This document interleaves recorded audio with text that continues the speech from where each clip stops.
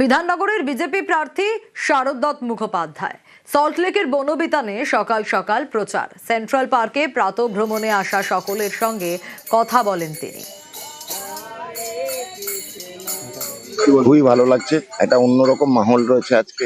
সবার সঙ্গে কথাবার্তা বলে খুব পজিটিভ ভাইব আমাকে আরো বেশি উদ্বুদ্ধ করলো। এখন অব্দি 100 জন আশীর্বাদ দিয়েছে, অভাবনীয় ছাড়া। এই আশীর্বাদ শেষমেশ আমাদেরকে জয়যুক্ত করবে। রোগীর প্রাণ বাঁচাতে রক্তদান প্রার্থীর। ও নেগেটিভ রক্তের জন্য হাসপাতালে ছুটলেন বাম প্রার্থী। রক্তদান করলেন সিপিআইএম প্রার্থী সবুজ দাস। কল্যাণী বিধানসভার সিপিআইএম প্রার্থী সবুজ।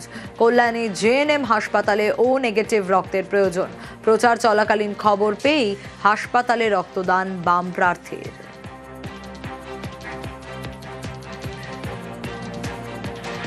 আমার জীবনে রক্ত আমি যদি গুনি সেটা 40 বার বেরিয়ে গেছে। ও নেগেটিভ রক্ত যখন যেভাবে যে যখন ডেকেছে, 12টা হোক 1টা হোক 2টা হোক, মানুষের পাশে থাকি। এটার জন্য আমার ভোট বেড়ে যাবে, আর এটার জন্য আমাদের সবাই ভোট দেবে, ভুল করবে। রক্ত সারা বছর দেবে, আনন্দের বিষয়।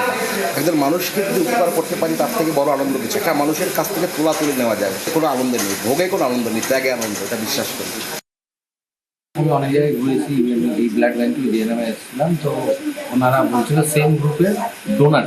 অনেক জায়গায় চেষ্টা করার পরে সবুজ আমার পাশে এইভাবে দাঁড়িয়েছে, এটা মানে ভাবতে পারিনি। মানুষের পাশে সবসময় থাকতে হবে, যেরকম দাদা থেকেছে। আমিও চেষ্টা করবো পরবর্তীকালে যদি আমাকে যদি কারোর প্রয়োজনের দরকার হয়। দাদাকে মানে আমি চিনতাম যে উনি যে আমার বাবাকে ব্লাড দেবে, মানে এটা মানে ভাবার বাইরে।